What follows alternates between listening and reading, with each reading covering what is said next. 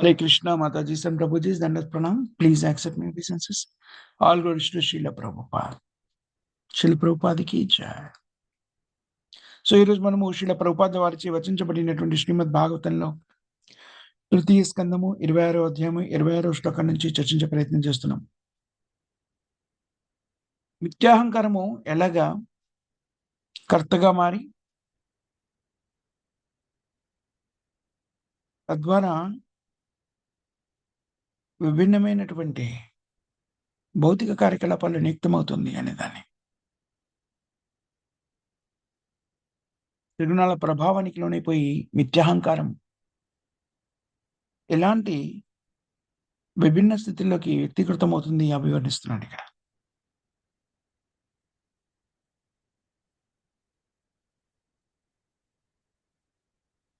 సంకర్షణ, ప్రద్యుమ్న, అనిరుద్ధ, వాసుదేవ అనే చతుర్వ్యూహాల గురించి మనం ఇంతకుముందు శ్లోకంలో చర్చించుకున్నాం. ఈ 4 చతుర్వ్యూహములు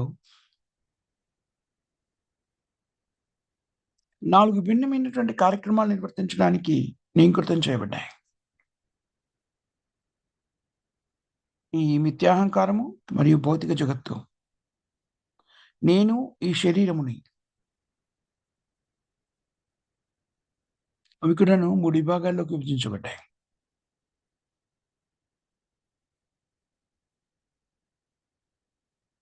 శాంత, ఘోర, గూఢత్వం. ప్రకృతిక త్రిగుణాలకి అనుగుణంగా వీటిని విభిన్న నామాలు ఇవ్వబడినాయి. శాంత, శాంత స్వభావాన్ని కలిగింది, ప్రశాంతమైన జీవం. సత్వగుణ సంపన్నులైనటువంటి వ్యక్తులు ఈ భౌతిక జగత్తు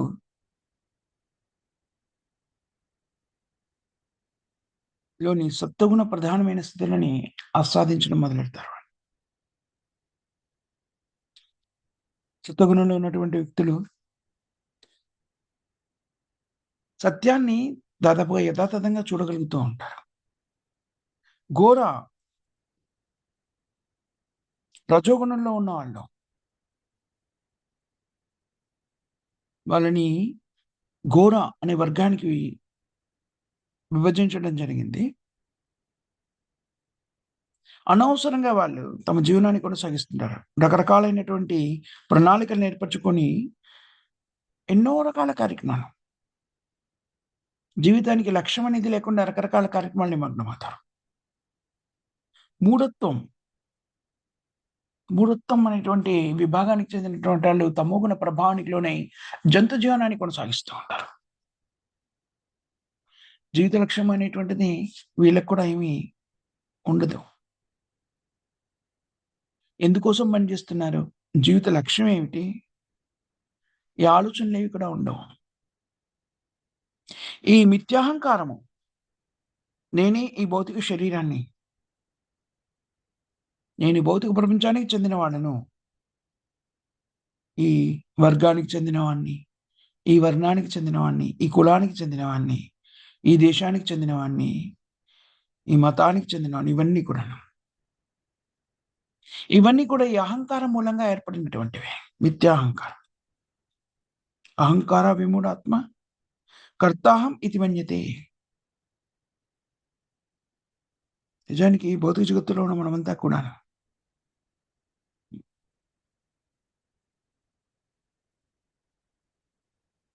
ఈ మాయాశక్తి ప్రభావంతో ఉంటాం. మనం విభిన్నమైనటువంటి కార్యక్రమాల్లో నిమగ్నమైన ఉంటాము. ఈ కార్యక్రమాలన్నీ ఎలా నిర్దేశితమవుతాయి, మనం ఏ రకమైనటువంటి భౌతిక గుణానికి ప్రభావితం చెందినట్లయితే త్రిగుణాలలో దానికి సంబంధించిన కార్యక్రమాలు. నిజానికి నేను కర్తను కాదు.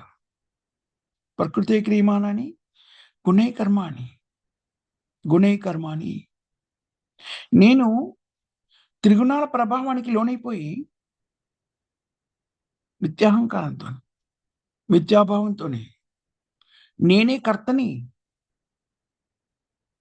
నేను ఈ కార్యక్రమాలను నిర్వర్తించడానికి, నేను చేస్తున్న కార్యక్రమాలు నిర్వర్తించడానికి అధిపతిని. నా కార్యక్రమాల వల్ల ఉత్పన్నమవుతున్నవన్నిటికి నేనే అధిపతిని. నా శక్తి వల్లనే ఇవన్నీ ప్రకటితమవుతున్నాయి. ఇది మాయ, మోహము.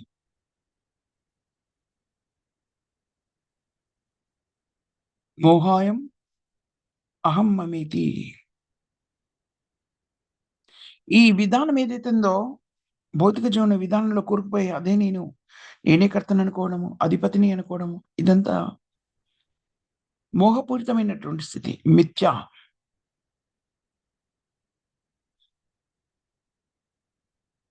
ఎవరికైనా ఆహ్, ఆరోగ్యం సరిగా లేనప్పుడు, జ్వరంతో ఉన్నారనుకోండి వ్యక్తి. ఒక్కొక్కసారి విపరీతమైన జ్వరమొచ్చినప్పుడు హ్మ్. ఫిట్స్ అనేదొస్తుందనమాట. కన్వల్షన్ అంటారు. అలా ఊగిపోతూ ఉంటారు మనుషులు. అలా నిస్పృహకి కూడా లోనైపోయి ఏమవుతుంది? అపస్మారక స్థితిలోకి వెళ్ళిపోతారు. హ్మ్. ఇది మన భౌతిక జీవనంలోని పరిస్థితి. మోహోయం. ఈ మోహం నుంచి బయటపడడమే మన నిజమైనటువంటి కర్తవ్యము. మన నిజమైన కార్యక్రమం ఏమిటి? మనుష్యులుగా జన్మించినప్పుడు జీవాత్మ ఈ మోహపూరితమైన స్థితి నుంచి బయటపడడమే. వాసుదేవ, సంకర్షణ, ప్రద్యుమ్న, అనిరుద్ధ ఈ నలుగురు కూడాను విభిన్నమైన మన ఇంద్రియాలని హ్మ్. ఇంద్రియాధిపతులని నిర్దేశిస్తారు.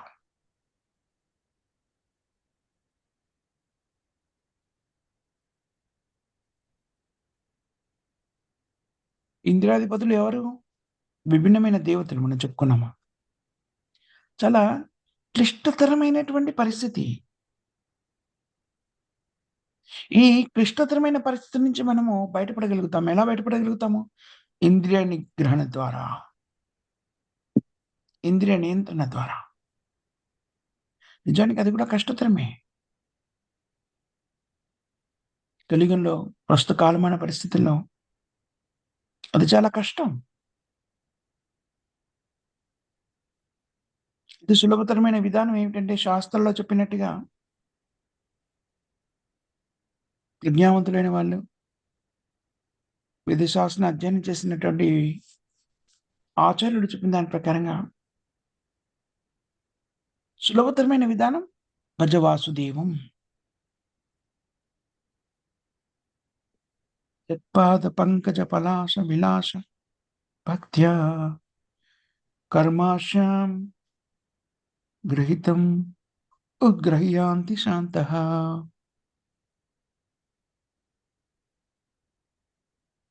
యత్పాద పంకజ పలాస విలాస భక్త్యా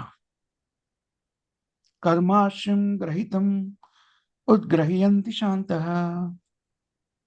తద్వాన్న రిక్తమతోయో యతోయోపి రుద్ధ శ్రోతో గణాస్తాం అరణాం భజ వాసుదేవం. భజ వాసుదేవం. కర్మాస్యాం మిథ్యాహంకారము. మిథ్యాహంకారం చేత విభిన్నమైన కార్యక్రమాల్ని మనం సృష్టించుకుంటాం. రకరకాల ఆశలని ఏర్పరచుకొని విభిన్నమైన కార్యక్రమాన్ని సృష్టించుకుంటాం.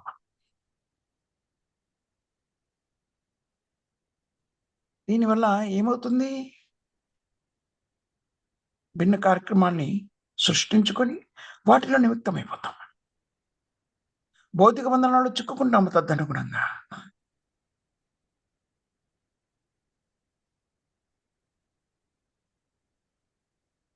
నేను ఈ పని చేస్తాను, ఆ పని చేస్తాను.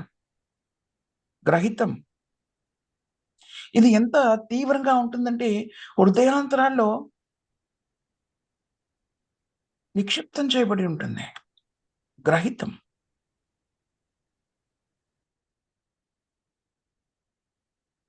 కర్మాశయం అనేటువంటి ప్రక్రియని మనము దాని వేళ్ళతో సహా హృదయం నుంచి బయటికి లాగాలి. కర్మకి మూలమైనటువంటి వేళ్ళు. కూతస్థమండూపకం.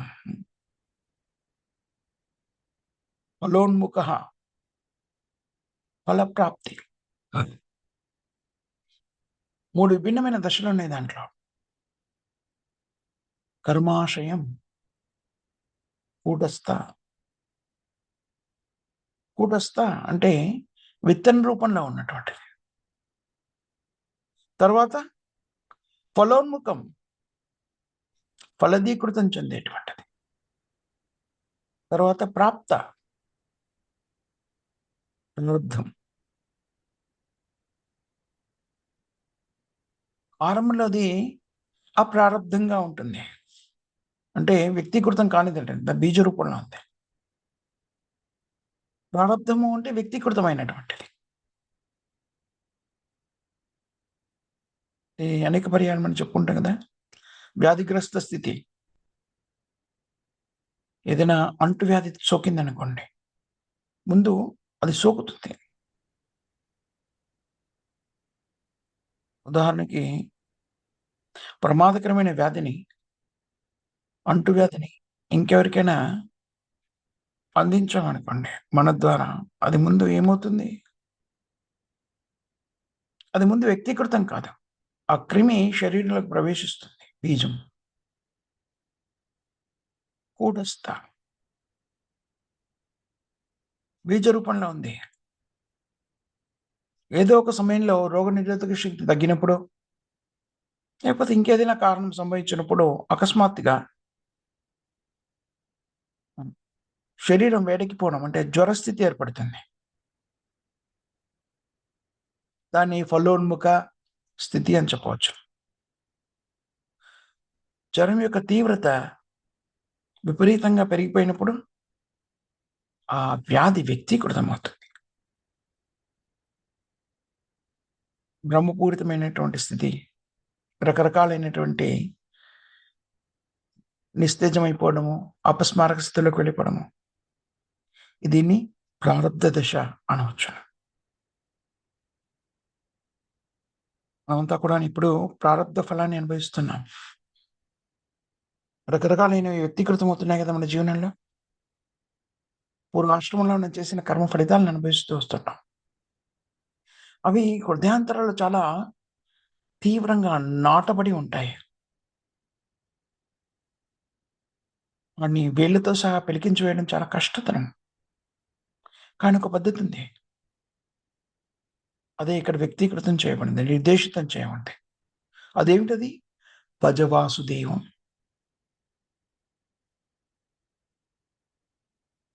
వీళ్ళు కూడాను ఆధ్యాత్మిక పురోగతి సాధించడానికి భిన్నమైన మార్గాల్ని స్వీకరిస్తారు. యోగులు, జ్ఞానులు. ఈ కూటస్థ స్థితి నుంచి బయటపడడానికి వాళ్ళు కూడా ప్రయత్నం చేస్తారు. కూటస్థ, ఫలోన్ముఖ, ప్రారబ్ధ స్థితుల నుంచి బయటపడడానికి. కానీ శ్రీమద్ భాగవతము కేవలం భక్తులు. వాళ్ళు మాత్రమే ఈ స్థితులన్నిటిని కూకటి వేళ్ళతో సహా పెకిలించి వేయగలుగుతారు. ఎందుకని? భక్తులు భగవత్ సేవలో నిక్తమై ఉంటారు. యత్పాద పంకజ పలాస విలాస భక్త్యా. విలాస. విలాస అంటే ఆనందాన్ని అనుభూతి చెందడం. భక్త్యా భక్తులు. భక్తులు ఎప్పుడు కూడా భగవంతుడైనటువంటి శ్రీకృష్ణుని పాదపద్మాలకి ఆకర్షితులై శరణాగతి పొంది ఉంటారు. సవైమన కృష్ణ పదార విందయో. అది భక్తుల యొక్క స్థితి. భక్తులు ఎప్పుడు కూడా భక్తి దశలో నెలకొని ఉంటారు. కృష్ణుడితో అనుబంధాన్ని కలిగి ఉంటారు ఎప్పుడు కూడా. పదార విందయో. అరవింద.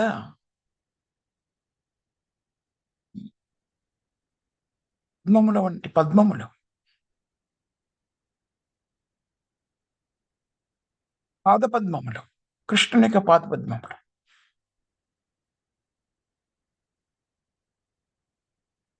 భక్తులు ఎప్పుడు కూడా భగవంతుడైన కృష్ణుని పాదార విందాన్ని చూస్తూ తన్మయత్వంతో జీవనాన్ని కొనసాగిస్తారు. ఇతరుల యొక్క ముఖాన్ని కూడా చూడాలి అనుకోరు. పాదపద్మాల నుంచి మొదలెడతారు. తులసి తులసి ఆకులని అలాగే చందనములతో కలిపి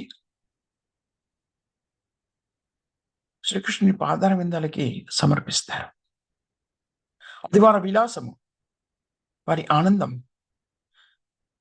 యత్పాద పంకజ పలాస విలాస, అది వీళ్ళకి ఆనందాన్ని చేకూరుస్తుంది. ఆధ్యాత్మిక ఆనందానుభూతి కొద్ది మాత్రమైనటువంటి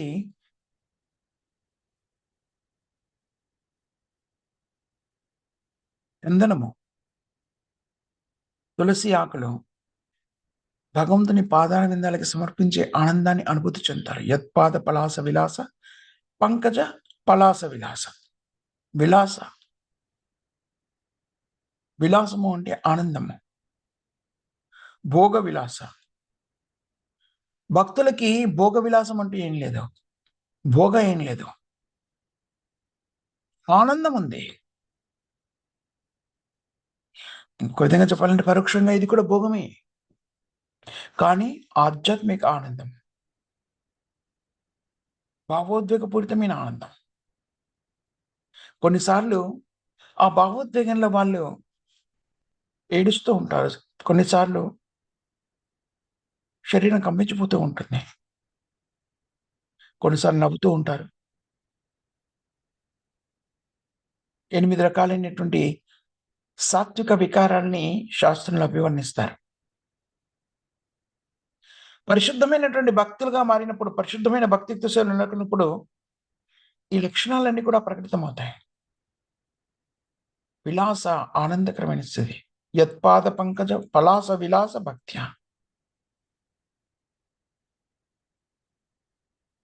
విలాస విలాస భక్త్య కర్మాశయం. ఈ ఆనందకరమైన విలాస స్థితిలో నెలకొని ఉన్నప్పుడు వారు ఆధ్యాత్మిక ఆనంద జీవనాన్ని కొనసాగిస్తారు. అప్పుడు భౌతిక జగత్తులో ప్రకటించడానికి కారణమైన మూల కర్మ అంతా కూడాను సమసిపోతుంది.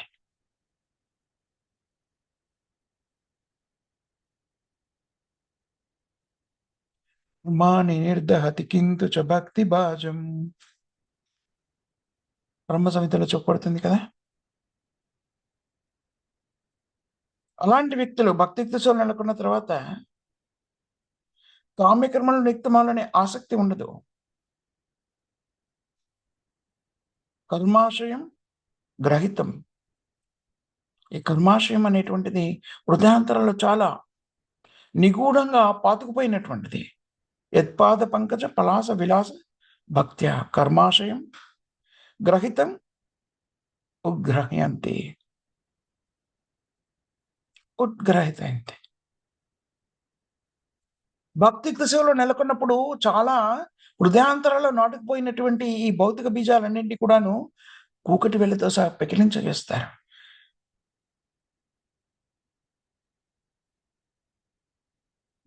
రిక్తమతాయ రిక్తమతాయ. వనంలో జీవించడానికి ఆసక్తులైన వాళ్ళు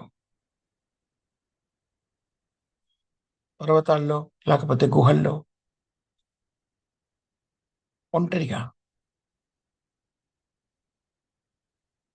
అలా ఒంటరిగా జీవిస్తూ రకరకాలైనటువంటి వ్యక్తులు తమ ఇంద్రియాలను నియంత్రించే ప్రయత్నం చేస్తారు. కానీ ఇది చాలా కష్టతరంగా మారుతుంది వాళ్ళకి.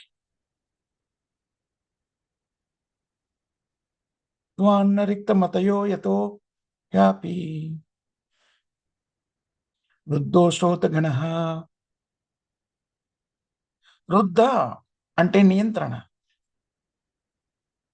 యోగులు దీన్ని పాటించే ప్రయత్నం చేస్తారు. వనంలోకి లేకపోతే గుహల్లో ఏకాంతంగా జీవనాన్ని కొనసాగిస్తూ ఇంద్రియాలన్నింటి కూడా నియంత్రించే ప్రయత్నం చేస్తారు. జ్ఞానులు వాళ్ళు తత్వాన్ని అధ్యయనం చేస్తూ ఉంటారు. తత్వాన్ని చర్చిస్తూ ఉంటారు. యోగులు ఇంద్రియాలని నియంత్రిస్తారు. యోగ ఇంద్రియ సంయామ. ఈ విధంగా కామ్యక్రమల నుంచి బయటపడే ప్రయత్నం చేస్తారు. కర్మాశయం రహితం. కానీ భక్తులు కృష్ణుని పాదపద్మాలకి ఆకర్షితులవుతారు కాబట్టి పాదార విందాలకి ఆశ్రయం తీసుకుంటారు కాబట్టి కృష్ణుని ముఖాన్ని కూడాను పద్మమూల వంటి ముఖము కలిగిన నీ బొడ్డు పద్మనాభ, పాదములు పద్మముల వంటి పాదములు. పద్మ పద్మ పాద పద్మ. మెడలో ధరించినటువంటి పూలమాలలు పద్మములు. పద్మములు అంటే కృష్ణుడికి చాలా ఇష్టం, ప్రీతి.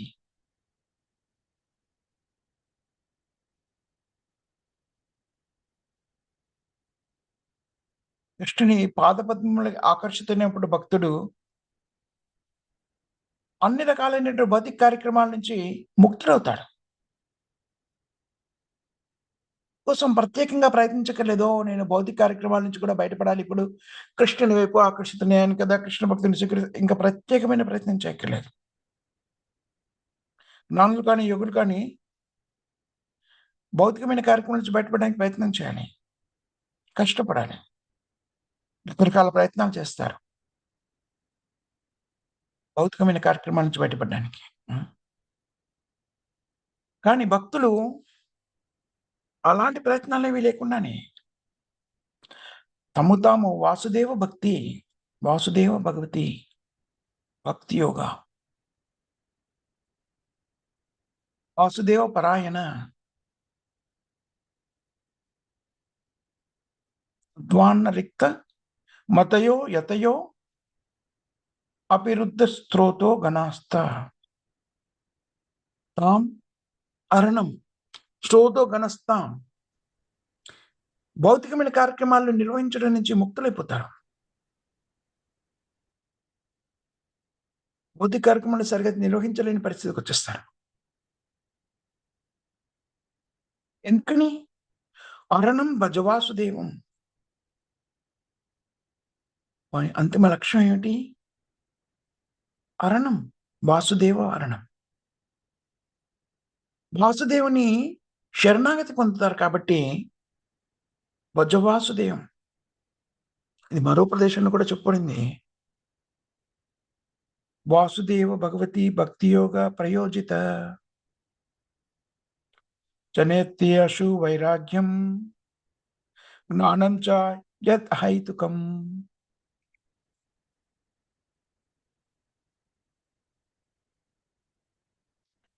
జనయాతి అసు వైరాగ్యం జ్ఞానం చ యత్ అహైతుకం. ఎవరికి తెలీదు ఏంటి, వాళ్ళకి అర్థం కూడా కాదు. ఎందుకనంటే వాసుదేవ భక్తిలో నియుక్తమైనప్పుడు వైరాగ్యం ఎలా సంప్రాప్తిస్తుంది భౌతికమైన కార్యక్రమాల నుంచి? మనం చూడవచ్చును, భక్తియుక్త సేవను స్వీకరించినప్పుడు పరిపూర్ణంగా నిర్దిష్టంగా భక్తియుక్త సేవను నెలకొన్నప్పుడు వైరాగ్య భావన వ్యక్తీకృతమవుతుంది. శ్రీల ప్రభుపాదుల వారు కృష్ణ చైతన్యాన్ని ప్రపంచవ్యాప్తంగా ప్రచారం చేసినప్పుడు దాన్ని స్వీకరించిన పాశ్చాత్య దేశీయులు, ఐరోపా ఖండానికి చెందిన వాళ్ళు కానివ్వండి, అమెరికా ఖండానికి చెందిన వాళ్ళు కానివ్వండి, విశుద్ధమైన భక్తులు అనుకొని భౌతికమైన కార్యక్రమాల నుంచి ముక్తులవుతారు. అలా యువత యువకులంతా కూడాను భౌతిక కార్యక్రమాల నుంచి ముక్కులై భక్తియుక్త సేవలు నెలకొండ చూసి ఆ దేశాలకు చెందినటువంటి తల్లిదండ్రులు కానివ్వండి, ఇతరులు కానివ్వండి ఆశ్చర్యపోయారు. ఇలా వాళ్ళకి వాళ్ళు భౌతికమైన కార్యక్రమాల నుంచి ముక్తులెలా కాగలిగారు? ఆశ్చర్యపోయారు తల్లిదండ్రులు. భౌతిక కార్యక్రమాలను చేయ ఆసక్తి లేకుండా వదిలిపెట్టను. ఆశ్చర్యకరం. భౌతికమైనటువంటి ఆలోచనలతో చూస్తే ఆశ్చర్యకరం. కానీ నిజానికి ఆశ్చర్యం కాదు. ఎందుకని? భజవాసుదేవం. వాసుదేవుని శరణాగతి పొందినప్పుడు ఇది ప్రత్యేకమైన ప్రయత్నం లేకుండా సిద్ధిస్తుంది. మీరు కూడా వాసుదేవుని శరణాగతి పొందారనుకోండి, మీరు కూడా ఆ స్థితిని పొందుతారు. కానీ భారతదేశంలో వ్యక్తులు వాసుదేవుని శరణాగతి పొందడానికి సంసిద్ధంగా లేరు.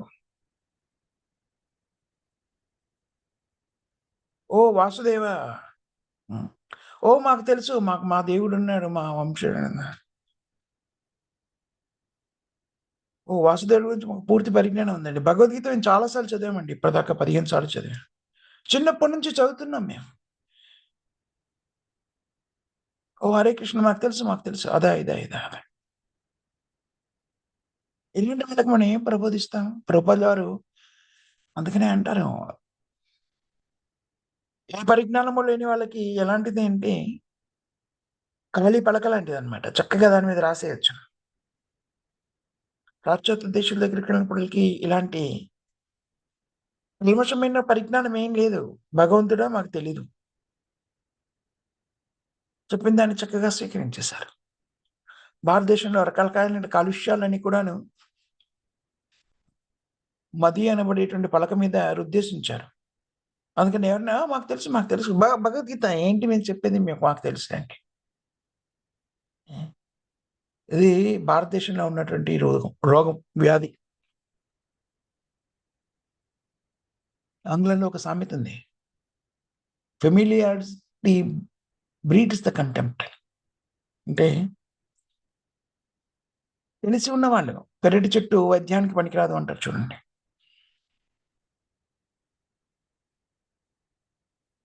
తెలిసి ఉన్నదాన్ని మళ్ళీ చెప్పే ప్రయత్నం చేస్తే తెలిసి ఉన్నట్టుగా పేరు మాత్రం విన్నారు. వాసుదేవ అనే పదాన్ని భారతదేశంలో అందరూ వినే ఉంటారు.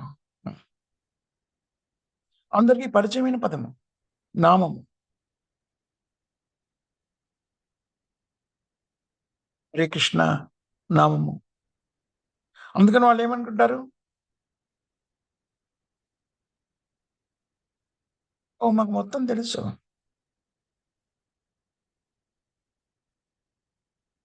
చూడండి ప్రభుపాదుల వారు దీన్ని ప్రచారం చేస్తున్నప్పుడు పాశ్చాత్య దేశాల్లో యువతీ యువకులు చక్కగా కీర్తన చేయడానికి వెళుతున్నారు. కానీ భారతీయులు ఏమనుకున్నారు? ఓయ్! నో మాకు తెలుసు.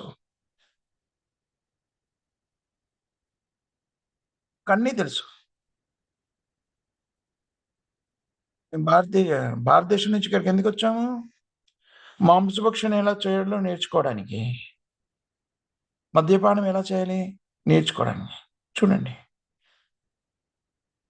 ఇది పరిస్థితి. భజవాసుదేవం ఇది పెద్దగా వ్యక్తులని ఆకర్షించడంలే. కానీ ఇది మాత్రమే భౌతిక బంధనాల నుంచి ముక్తి పొందడానికి ఇవ్వబడినటువంటి నిర్దేశిత మార్గం. కాకపోతే శాంత, ఘోర, విమూఢత్వం, శాంత, ఘోర, విమూఢత్వం ఇతీవ స్యాత్ అహం కృతే. లేకపోతే మనము కృష్ణ భక్తిని స్వీకరించినట్టయితే ఈ మిథ్యాహంకారంలో కొట్టుమిట్టాడుతుంటాము. నేను ఈ శరీరాన్ని, నేను ఈ భౌతిక ప్రపంచానికి చెందినవాడను. ఆధ్యాత్మిక జగత్తుకు సంబంధించిన వివరణ ఏమీ మనకి తెలీదు. మరి నిజమైన స్వార్థం ఎక్కడుంది అని చెప్పుకుంటాము? అనేక పర్యాయాలు శాస్త్రంలో చెప్పింది మనం వివరించుకుంటాము. నతే విదు స్వార్థగతిం హి విష్ణు. దీనికి సంబంధించిన సమాచారం కూడా తెలీదు. స్వార్థగతిం అంటే ఏంటో తెలీదు. ప్రతి వాళ్ళు కూడా నా స్వార్థం నాకు తెలుసు అంటారు. కానీ నిజమైన స్వార్థం ఏంటో తెలీదు. నతే విదు స్వార్థగతిం హి విష్ణుం. దురాశయాయే బహిరార్థమానిన. దురాశ. దురాశ అంటే అర్థం ఏమని చెప్పుకున్నాము? ఆశ ఎప్పుడూ పరిపూర్ణం కాని ఆశని దురాశ అంటారు. ఏమిటా ఆశ ఇక్కడ? భౌతిక జగత్తులోని స్థితిగతులను మార్చడం ద్వారా ఆనందాన్ని అనుభూతి చెందాలనేటువంటి ప్రక్రియ ఆశ. ఆనందంగా ఉండడానికి రకరకాల ప్రయత్నాలు చేయడం. దురాశ. దురాశయే బహిరార్థమానిన. అంధ అధిపతులు ఎవరైతే ఉంటున్నారో, నాయకులు ఎవరైతే ఉన్నారో, వాళ్ళు కూడా ఇలాగే వేద సంస్కృతిని, వేద నాగరికతని వదిలేసి చూడండి అనేక మంది నాయకులుగా పిలువబడేటువంటి వాళ్ళు ఏమంటారు? శాస్త్రాలు అవన్నీ పాటించదగినవి కాదు. తీసుకెళ్ళి సముద్రంలో పాడేయండి. శాస్త్రం కాదు మీరు చేసుకోవాల్సింది. పారిశ్రామిక అభివృద్ధి, ఆర్థికాభివృద్ధి, టెక్నాలజీ, సాంకేతిక పరిజ్ఞానాన్ని పెంచుకోండి. మీరు అమెరికన్స్ లాగా, లేకపోతే యూరోపియన్స్ లాగా, పాశ్చాత్య దేశాలుగా ఆనందకరమైన జీవనం కావాలి అనుకుంటే, వాళ్ళ సంస్కృతికి వాళ్ళలాగా ఆనందంగా ఉండాలనుకుంటే పరిశ్రమలను అభివృద్ధి చేయండి. చూడండి మన మన నాయకులంతా కూడా చేస్తుంది అదే కదా! తీవ్రంగా ప్రయత్నం చేస్తున్నారు చూడండి. అమెరికాకి ధీటుగా ఉండాలి. ఒకడొచ్చి చెబుతాడు 8 గంటలు కాదు పని చేయవలసింది. వారానికి రోజుకు 8 గంటలు చొప్పున 5 రోజులంటే 40 గంటలే పని చేస్తున్నారు. అలా కాదు రోజు 12 గంటలు పని చేయాలి. రాత్రింబగళ్ళు చనిపోయాలి. బోలెడంత యువత ఉంది కదా భారతదేశంలో. వాళ్ళంతా కూడాను రాత్రింబగళ్ళు కష్టపడి పని చేయాలి. అప్పుడు అమెరికాకి ధీటుగా నిలబడతారు. దేంట్లో ధీటుగా నిలబడతారు? విజ్ఞానం చూడండి. మరి ఇలా చెప్తున్న వాళ్ళు ఎలాంటి వాళ్ళో తెలుసునా? విభిన్న రంగాల్లో అధిపతులుగా చలామణి వాళ్ళు. నాయకులుగా చలామణి వాళ్ళు. శ్రేష్ఠులుగా జనమంతా కూడాను అభివర్ణిస్తున్న వాళ్ళు. వీళ్ళు మన నాయకులు. ఇలాంటి నాయకుల గురించి శ్రీమద్ భాగవతంలో చెప్పబడింది. అంధ అంటే అంధకారంలో ఉన్నటువంటి వాళ్ళు.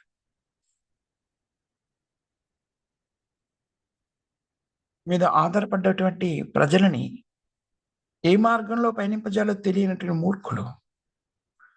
జీవిత లక్ష్యాన్ని గురించిన పరిజ్ఞానం లేనటువంటి వాళ్ళు. జీవిత లక్ష్యం ఏదో సాంకేతిక పరిజ్ఞానాన్ని సంతరించుకోవడము, తద్వారా ఆర్థికాభివృద్ధిని సాధించి కొంత భౌతికమైన సౌకర్యాన్ని పొందడము. అది జీవిత లక్ష్యం కాదు. జీవిత లక్ష్యం భిన్నమైనటువంటిది. మన భగవంతుడైన కృష్ణుని యొక్క అంశము. మమైవాంశ జీవలోకే జీవభూత సనాతన. ఇప్పుడు మనము కృష్ణుడికి భిన్నంగా ఆనందాన్ని అనుభవించే ప్రయత్నం చేస్తున్నాం.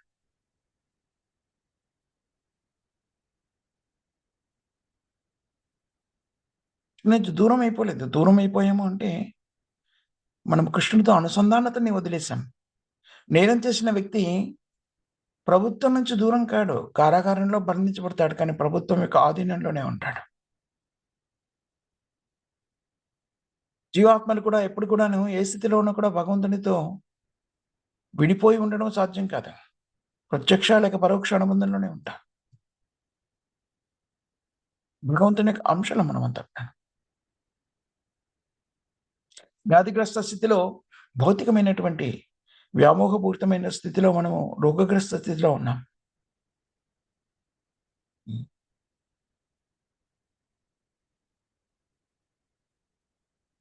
చూడండి చేతివేలు కానీ, శరీర అవయవాలు కానీ కొన్నిసార్లు కాళ్ళు, చేతులు వగైరా వగైరా రోగగ్రస్త స్థితికి పొందినప్పుడు అవి పనిచేయని స్థితిలో ఉండవచ్చును. కాలు కదపలేని స్థితి, చేయి కదపలేని స్థితి ఏర్పడవచ్చును.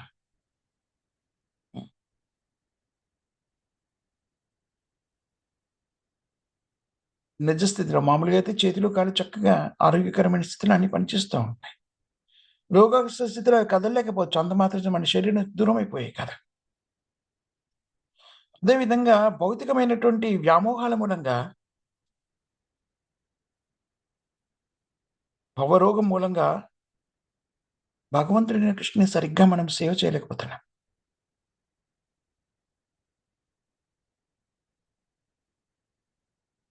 భగవంతుడు పరిపూర్ణుడు. మనమంతా కూడా పూర్ణ భగవంతుని యొక్క అంశలము.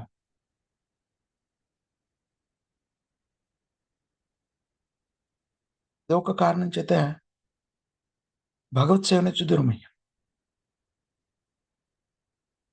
భగవత్ సేవ నుంచి దూరమయ్యాము. కానీ మనం ఇప్పుడు కూడా భగవంతుని యొక్క అంశలమే. కొన్ని స్థితుల్లో మనకేమనిపిస్తుంది? నాకు భగవంతుడితో ఏం సంబంధం లేనట్టు అనిపిస్తుంది భౌతిక జగత్తులో. ఇది ఎలాంటి స్థితి? మతిమరుపు స్థితి, మర్చిపోయినటువంటి స్థితి, భ్రమపూరిత స్థితి. మన పూర్వ స్థితిని, పూర్వ చైతన్యాన్ని జాగృతం చేయడమే సాంఖ్యతత్వం యొక్క ముఖ్య ఉద్దేశము. ఆ పూర్ణ స్థితిని, ప్రాకృతికమైన స్థితిని జాగృతం చేయడమే సాంకేతికం యొక్క లక్ష్యము.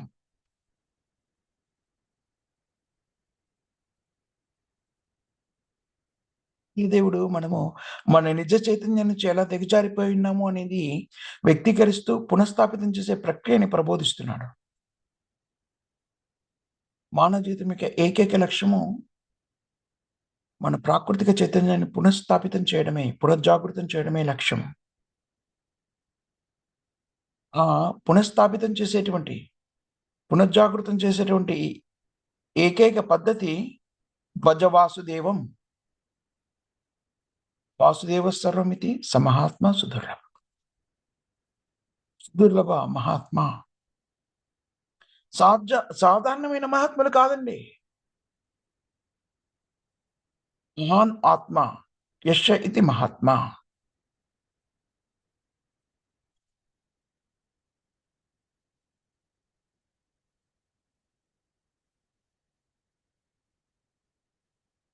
మహాత్మ అంటే నా వర్ణము, నా వర్గము, నా దేశము, నా కుటుంబము, వాటిని నేనే పరిరక్షించాలి. ఇది కాదు మహాత్మ అంటే. మహాత్ముడు అంటే చాలా విశాలమైన తత్వాన్ని, కృష్ణ చైతన్య తత్వాన్ని కలిగి ఉంటాడు.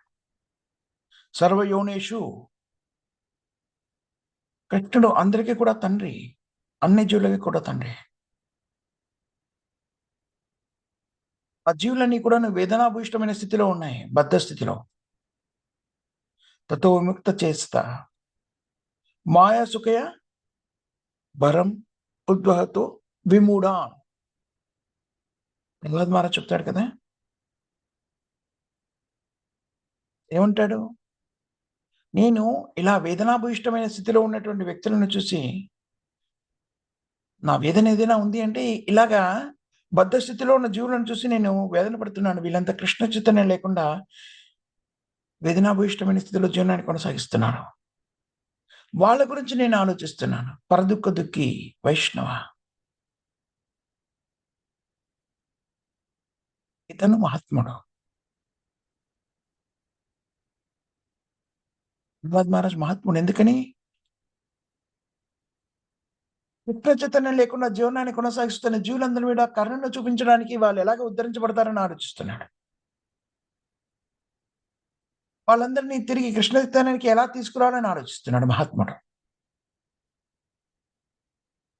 నుండి అన్ని రకాల క్లేశాలకి కారణము మన కృష్ణుని మర్చిపోవడమే. ప్రభుపాదుల వారి గురువు గారు భక్తి సిద్ధాంత సరస్వతి గోస్వామి వారు చెప్తారు, భౌతిక జగత్తులో దేనికి లోపం లేదు, దేనికి కొదవ లేదు, కావలసినవన్నీ ఉన్నాయి. ఏదైనా కొదవ ఉంది అంటే కృష్ణ చైతన్యం మాత్రమే. అది లేకపోవడం మూలంగానే అన్ని రకాల వేదనని అనుభవిస్తున్నారు. మాయా సుఖయ భౌతికమైన ఆనందం కోసమని రకరకాల ప్రణాళికలు ఏర్పరుస్తున్నారు. మాయా సుఖయ అంటే ఏంటి? నిజానికి బ్రహ్మపూరితమైన ఆనందం, నిజమైన ఆనందం కాదు.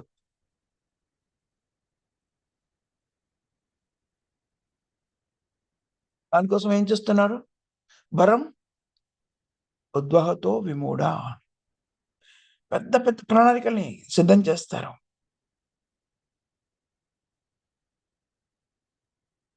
ఊహిస్తారు ప్రణాళికల్ని. ఓహ్! ఇది జరగబోతుంది, అది జరగబోతుంది.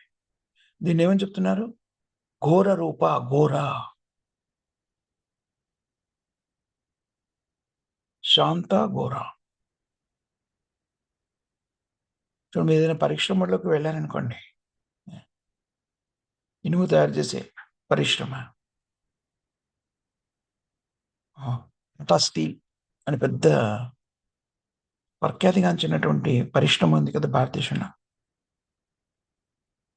మనం అక్కడ చూడొచ్చును ఎంత ఘోరమైనటువంటి కార్యక్రమాలు నిమగ్నమవుతారంట.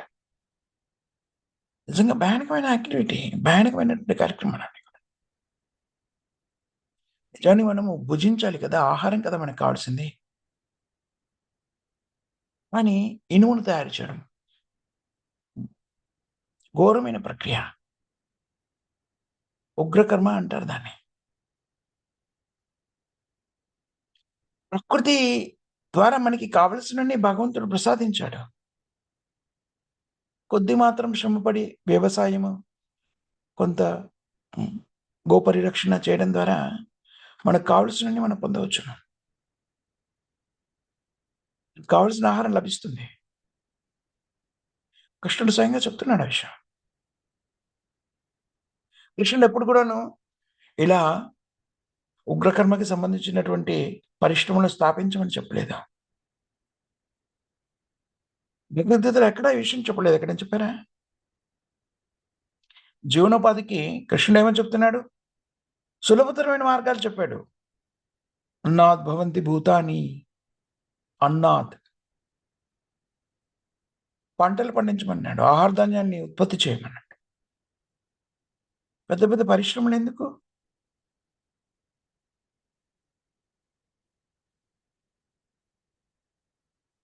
చూడండి. ఒక దేశంలో ఆయిల్ ఉంటుంది. మరొక దేశానికి అది కావాలి. కావలసిన వాడు ఇవ్వమని అడుగుతాడు. ఉన్నవాడు నేను ఇవ్వను అంటాడు. ఈ సంఘర్షణలో యుద్ధం చేస్తాడు.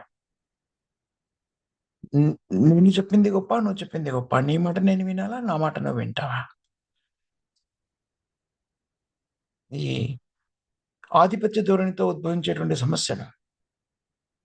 ఒకదాని తర్వాత ఒకటి, ఒకదాని తర్వాత ఒకటి, ఒకదాని తర్వాత ఒకటి.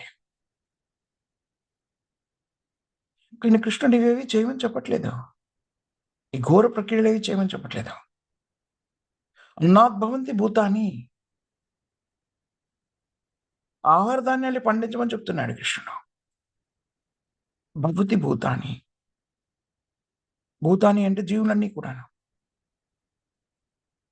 ఎలాగా సమృద్ధిగా, ఆరోగ్యకరంగా ఎలా ఉంటాము? భోజనం చేయడం ద్వారా ఉంటాం కదా! ఇంకేం కావాలి? అన్నాద్భవంతి భూతాని పర్జన్యాత్ అన్న సంభవ. పంటలు ఎలా పండుతాయి? వర్షం సరిగ్గా కురిస్తే పంటలు పండుతాయి. ఆ! పర్జన్యాత్ అన్న సంభవ. పర్జన్య అంటే వర్షాలు. పర్జన్య లేకపోతే వర్షాలు లేకపోతే మనము ట్రాక్టర్లను పెట్టినా, ఇంకేం పెట్టినా కూడాను పంటలు పండవు. వ్యవసాయానికి సంబంధించిన పరిజ్ఞానం అంతా వినియోగించి, ఓహో! నేను అది చేస్తాను. అదేమీ ఉపయుక్తంగా ఉండదు. వర్షాలు పడాలంటే మనం భగవంతుడి మీద ఆధారపడాలి. కృష్ణుడి మీద ఆధారపడాలి. పర్జన్ పర్జన్యాత్ అన్న సంభవ. యజ్ఞాత్ భవంతి పర్జన్యం. వర్షాలు ఎప్పుడు కురుస్తాయని చెప్తున్నారు? యజ్ఞం చేస్తే కురుస్తాయి. కలియుగంలో నిర్దేశితమైనటువంటి యజ్ఞం ఏమిటి?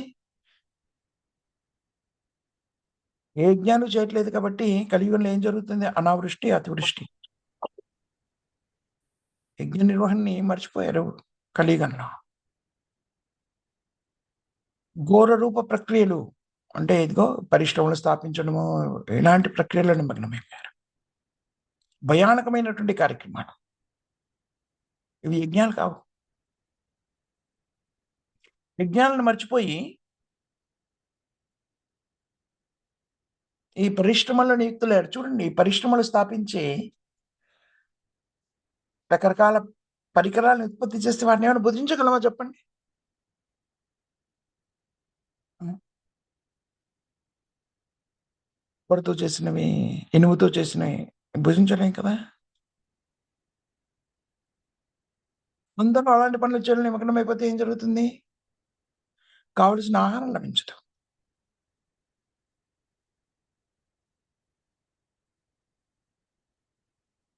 దానివల్ల చూడండి మనకి ఆహార పదార్థాల కొరత.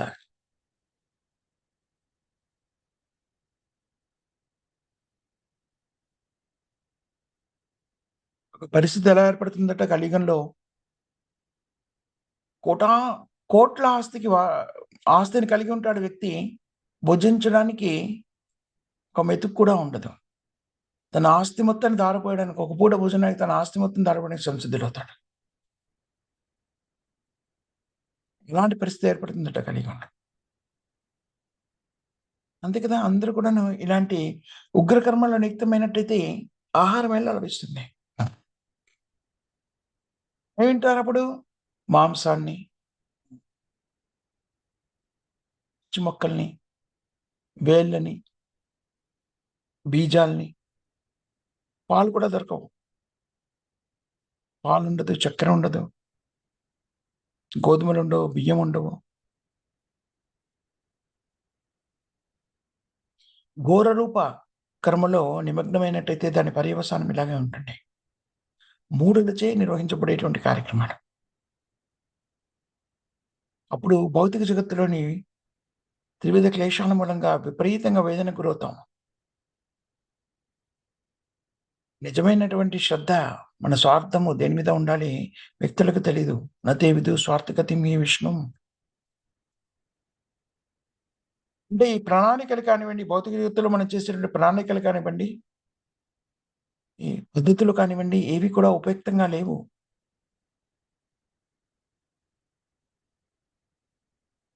నిజమైన ప్రణాళిక ఏమిటి? వర్ణాశ్రమ ధర్మాన్ని పాటించడం. వర్ణాశ్రమ ధర్మం అంటే ఏమిటి? నియంత్రణతో జీవనాన్ని కొనసాగించడం. మనం ఈ భౌతిక జగత్తుకొచ్చాం కదా!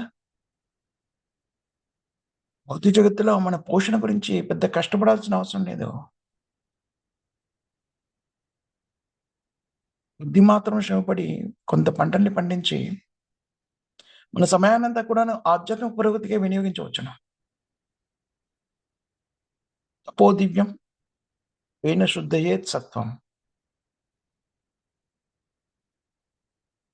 మన మనుగడని శుద్ధీకరించుకోవాలి. మనం ప్రస్తుతం ఉన్న జీవన విధానం శుద్ధీకరించబడిన విధానం కాదు. కలుషితమైన జీవన విధానాన్ని కొనసాగిస్తున్నాం. ఇప్పుడు మృత్యువుని ఎందుకు స్వీకరిస్తున్నాం మనం? మనము శుద్ధీకరించబడలేదు కాబట్టి జన్మ మృత్యు జరా చక్రబంధంలో చిక్కుకుంటున్నాము.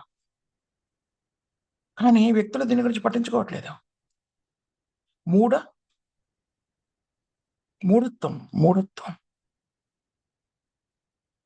భగవద్గీతని భగవద్గీత మీద వ్యాఖ్యానం చేసే పెద్ద పెద్ద తత్వవేత్తలు, మేధావంతులు మనకు కనబడుతూ ఉంటారు. కానీ వాళ్ళకి భగవద్గీత యొక్క మొట్టమొదటి వ్యాఖ్యానం కూడా తెలీదు. మొట్టమొదటి ప్రబోధన ఏమిటి భగవద్గీతలో? నహన్యతే హన్యమానే శరీరే. నహన్యతే హన్యమానే శరీరే. వా కదాచిత్ నిత్యో శాశ్వతం నహన్యతే హన్యమానే శరీరే. ఎవరు దాని గురించి ఆలోచిస్తున్నాడు ఇప్పుడు? ఈ శరీరం నశించిపోయిన తర్వాత నేను నశించిపోను, ఇది సత్యం. దాని గురించి ఆసక్తితో, శ్రద్ధాసక్తులతో దాని గురించి అధ్యయనం చేస్తున్న వాళ్ళు ఎంతమంది ఉన్నారు?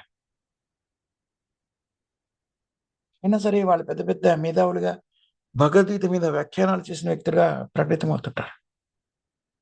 భగవద్గీత యొక్క ఆరంభం కూడా వాళ్ళకి తెలీదు. ప్రభుపాదుల వారు అనేక పర్యాయాలు దీని గురించి విమర్శిస్తారు. దేహినోస్మిన్ యదా దేహి కౌమారం యవనం జరా తదా దేహాంతర ప్రాప్తి ధీరస్థితరమహ్యతే. భగవద్గీత యొక్క ఆరంభం, మొట్టమొదటి ప్రబోధన నహన్యతే హన్యమానే శరీరే వా కదాచిత్.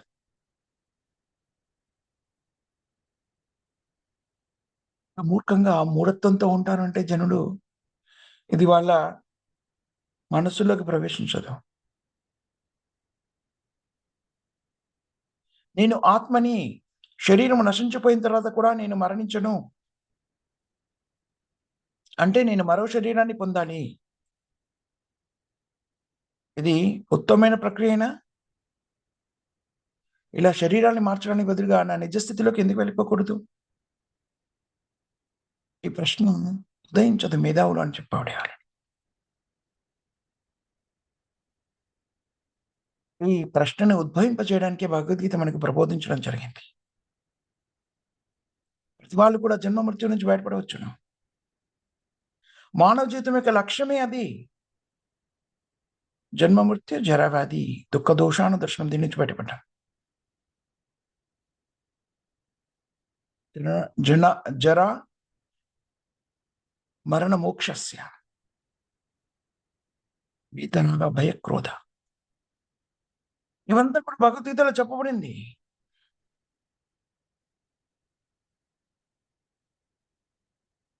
అన్ని రకాల చూడండి, కొంతమంది సత్వగుణంలో, కొంతమంది రజోగుణంలో, తమో గుణంలో కార్యక్రమాలు చేస్తారు. ఇవన్నీ కూడాను భౌతిక బంధనాల్లో నియంత్రితం అవడానికి కారణభూతం అవుతున్నాయి.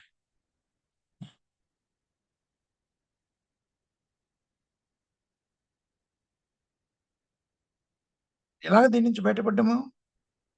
కృష్ణ చైతన్యంతో మాత్రమే బయటపడగలుగుతాం.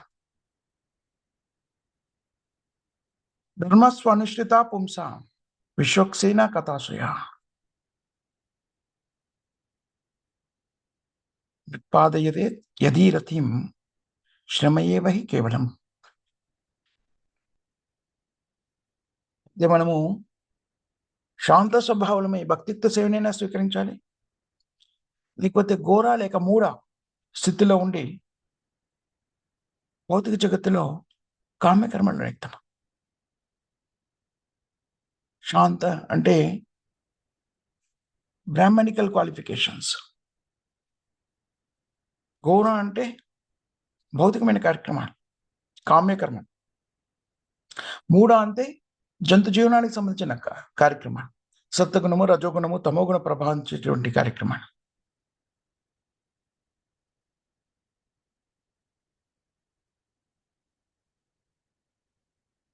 మూఢత్వం, ఇది పరిస్థితి. ముఖ్యంగా కలియుగంలో రజస్తమో గుణాల చేత మూఢత్వంతో జీవనాన్ని కొనసాగిస్తూ ఉంటారు. ఘోరమైన ప్రక్రియల్ని అభివృద్ధిగా స్వీకరిస్తారు. అది సంస్కృతిగా మారిపోయింది. మమాం దుష్కృతిలో మూఢ ప్రపంచంతే నారాధమ. కృష్ణ చైతన్యాన్ని స్వీకరించకపోతే, కృష్ణుని యొక్క విశుద్ధమైన భక్తులు కాకపోతే మన జీవనము నిరర్థకం అవుతుంది.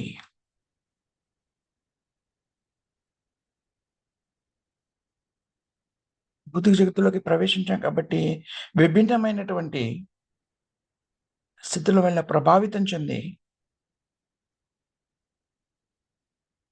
త్రిగుణాల ప్రభావానికిలోని రకరకాల కార్యక్రమాలు నిమగ్నమైపోయి దీంట్లో మరింతగా కూరుకుపోతున్నాం. జ్ఞానం, విజ్ఞానం, ఆస్తిక్యం అది సరిపోదు. జన్మ మృత్యు జరావ్యాధి చక్రబంధనం నుంచి బయటపడాలి. అప్పుడు మాత్రమే మన జీవం పరిపూర్ణమైంది అని చెప్పుకోవచ్చును.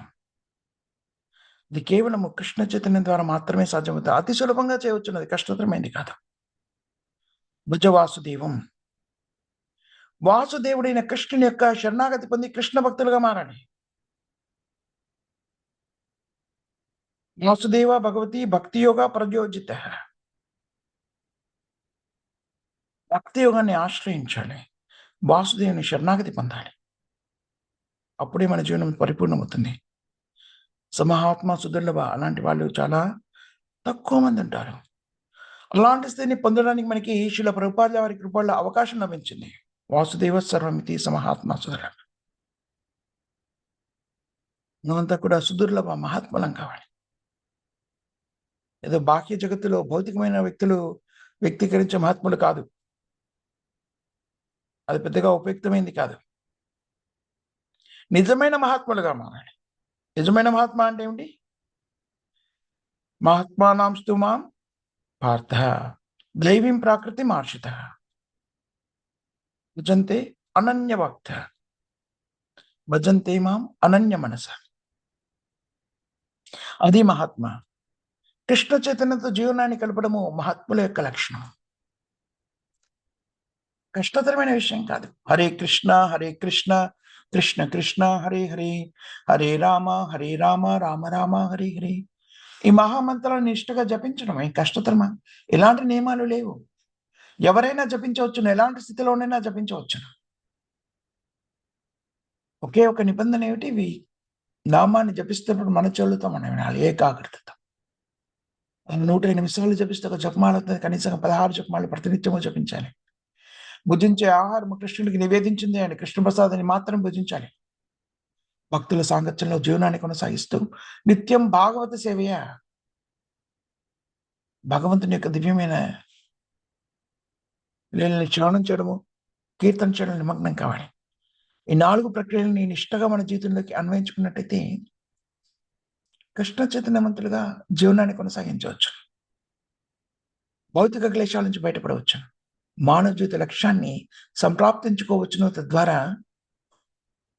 భౌతిక బంధనాల నుంచి ముక్తులం కావచ్చును. ఇది మనం సంగ్రహించవలసిన ముఖ్యమైన సారాంశమైన శ్లోకంలో. ఇక్కడ మనం ఆపిద్దాం. మాతాజీ ప్రభుజీ ఎవరికైనా క్వశ్చన్స్ కానీ, కామెంట్స్ కానీ, కరెక్షన్స్ కానీ ఉన్నాయా? కాకపోతే ఈనాటి కార్యక్రమాన్ని ఒకసారి పునరావృతం చేసుకునే ప్రయత్నం చేద్దాం. 2:30 హిందీలో భగవద్గీతను చర్చిస్తాము. 10:30 నుంచి 11 వరకు జపయజ్ఞ కార్యక్రమం. 11 నుంచి శ్రీల ప్రభుపాదుల వారి గ్రంథాల నుంచి శ్రవణము, పఠనము, విశ్లేషణాత్మక అధ్యయనం ఉంటుంది. ఈరోజు శనివారం కదమ్మా, అందుకని మనం సాయంత్రం 5 నుంచి 6:30 వరకు భగవద్గీత నుంచి క్విజ్ రూపంలో చర్చిస్తాము. 6:30 నుంచి 7 వరకు జపయజ్ఞ కార్యక్రమాన్ని నిర్వర్తించుకుంటాము. ఇవి మన ఆధ్యాత్మిక కార్యక్రమాలు ఈరోజు. కాబట్టి భక్తులంతా కూడా దీంట్లో భాగస్తులే. రోజంతా అక్కడ కృష్ణ చైతన్యంతో గడపాల్సిందిగా విజ్ఞప్తి. ప్రేమతో ఎవరు చెప్తారమ్మా? జగద్గురు శ్రీల ప్రభుపాదికి జై, హరినామ సంకీర్తన్ కి జై, నామాచార్య హరిదాస్ ఠాకూర్ కి జై, సామవేద భక్త బృంద की జై, अंतरा श्रीमद् भागवतम की జై, శ్రీల ప్రభుపాద్ की జై. Thank you very much Mataji and Prabhuji. Srila Prabhupada వారి గ్రంథాల నుంచి చర్చించే అవకాశం కల్పించడం మీ అందరికీ కూడా హృదయపూర్వక కృతజ్ఞతలు, ధన్యవాదాలు. హరే కృష్ణ అమ్మ. హరే కృష్ణ ప్రభుజీ, దండవత్ ప్రణాం ప్రభుజీ. దండవత్ ప్రణాం ప్రభుజీ. హరే కృష్ణ. హరే కృష్ణ ప్రభుజీ, ధన్యవాద్ ప్రణాం. హరే కృష్ణ మాతాజీ ప్రభుజీ. దండవత్ ప్రణాం. హరే కృష్ణ మాతాజీ. హరే కృష్ణ ప్రభు, ధన్యవాద్ ప్రణాం. ధన్యవాద్ ప్రణాం ప్రభు. హరి బోల్.